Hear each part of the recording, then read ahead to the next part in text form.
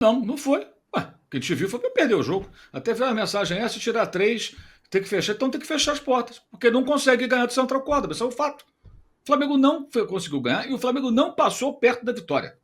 O Flamengo não pressionou a saída de bola do adversário como sempre faz, o Flamengo não criou tantas chances como em outros jogos, perdeu algumas oportunidades, mas não foi o volume de jogo que a gente viu em outras partes. Por exemplo, segundo tempo contra o Internacional e o jogo contra o Vitória foram muito melhores do que esse jogo de quarta-feira.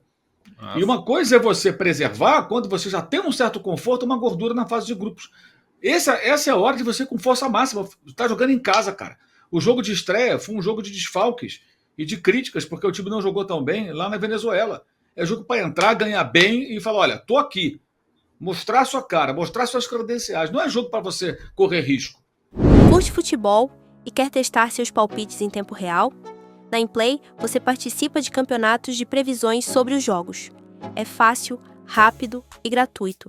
Acertou mais? Ganhou prêmios? Jogue enquanto assiste seu criador favorito ao vivo. Mostre que você entende de futebol e suba no placar. Baixe o app e jogue agora no Implay. Link na descrição. Implay. Futebol, palpite e emoção em um só lugar. Esse é o ponto. E eu acho o seguinte: o que aconteceu, na minha opinião, é você tira os jogadores e havia uma clara desmobilização. Eu acho que o time já estava soberbo desde o começo.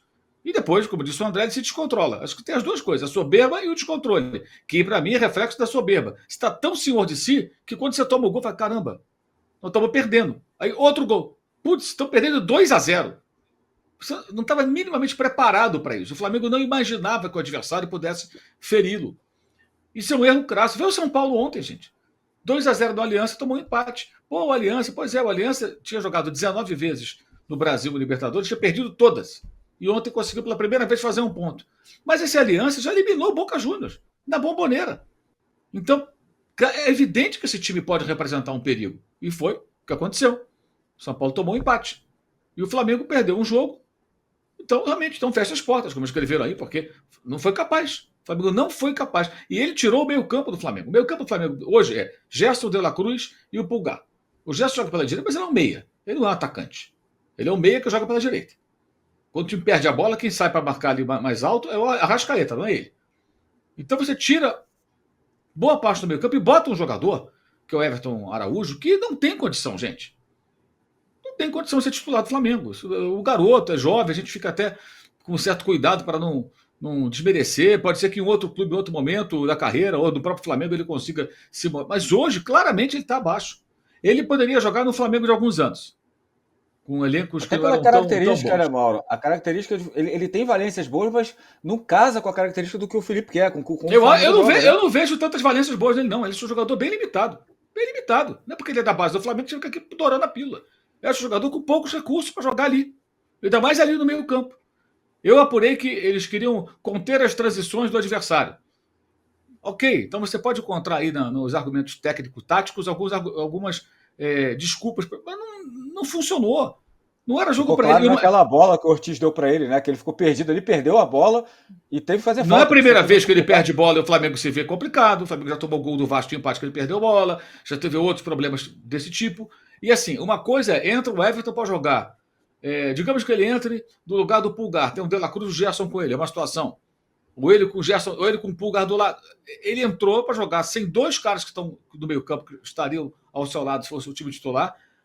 A entrada do Varela tira o poder ofensivo do Flamengo também. No jogo, o Flamengo tinha que ter pressionado desde o começo, marcado alto, como o Flamengo faz, para fazer logo o gol e tentar liquidar o jogo.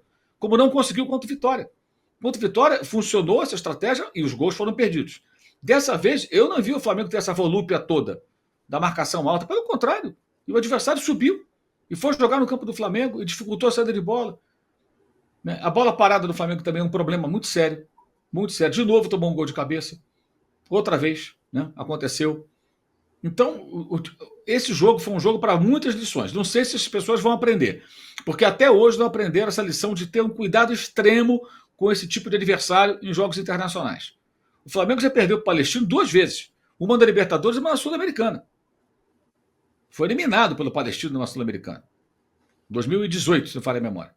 Então, assim, já é não, 18, é isso mesmo. Foi, 17. Não, 17. Não, 17 foi a final. 17 foi a final. Foi a final. Enfim, Não é a primeira vez que isso acontece. 18 foi eliminado pelo Cruzeiro. Ele avança, acho que para o mata-mata e cai pro Cruzeiro. Mas enfim, 16 talvez tenha sido. Acho que foi 16. Então, assim, cara, esse retrospecto não pode ser ignorado. Acho que foi pela Sul-Americana, Mauro. Foi Sul-Americana. Foi Sul-Americana 16. Sul-Americana. Jogo lá no Kleber Andrade. Isso, lá em Cariacica. Aquele ano que o Flamengo não tinha o Maracanã à sua disposição por conta da Olimpíada. Isso mesmo. Então, assim, o Flamengo tem aí 2 derrotas para o Palestino, cara. Uma em cada competição.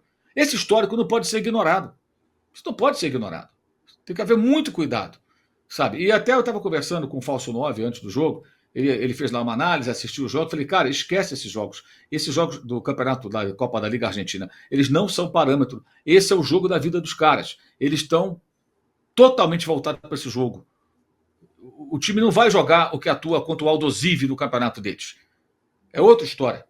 E essa palavra que o André usa muito, que eu passei até a adotar, porque eu acho que ela resolve. Mobilização. Mobilização o quê, gente? É o jogo, é amanhã, é o dia, e o cacete, e vamos lá. É Libertadores, porra, é no Maracanã. É mobilização, torcida, time, todo mundo entender, não importa o adversário. Tem que vencer, tem que jogar bem, tem que se impor. E aí entra um detalhe que eu acho que é importante a gente discutir, que é, o elenco do Flamengo é muito bom, mas jogadores acima da média desequilibrantes não são tantos. Não são tantos, do meio para frente. Desequilibrante acima da média é o Pedro, que está voltando de lesão, e achei uma loucura ele ter entrado naquela maneira, com tanta bola para rolar ainda, e nas circunstâncias. O cara não joga há 7 meses, gente. A cirurgia dele, domingo, faz 7 meses que ele fez a cirurgia. Ele não joga há mais de 7, porque a cirurgia não foi logo depois, no dia seguinte da lesão. Levou um tempinho ali até ele ser operado. E aí ele entra para tentar virar um jogo. Achei desnecessário. Melhor entrar o Cebolinha, põe o Bruno Henrique de centroavante e põe o Cebolinha para jogar. Que aliás está devendo, né? O Cebolinha está devendo. Está na hora de fazer uma grande atuação, de ajudar o time do Flamengo. Mas do meio para frente, você tem. Todos são bons jogadores, não tem perna de pau. Mas desequilibrante mesmo, você tem o Pedro quando está em forma, que o Arrascaeta não é mais. A não ser em fragmentos como o golaço que ele fez contra o Vitória. Ele surge de repente. Não tem constância. Não tem constância. E o Bruno Henrique é um veterano, que ainda dá um caldo. Mas não é mais o Bruno Henrique de 2019, 2020, claro, ele já está com 34 anos. Você não pode depender tanto dele. Alô, tropa da S1 Live. A propaganda é a alma do negócio. Quer ver a sua marca estampada aqui diariamente na S1 Live? É só chamar agora no e-mail contato@s1live.com.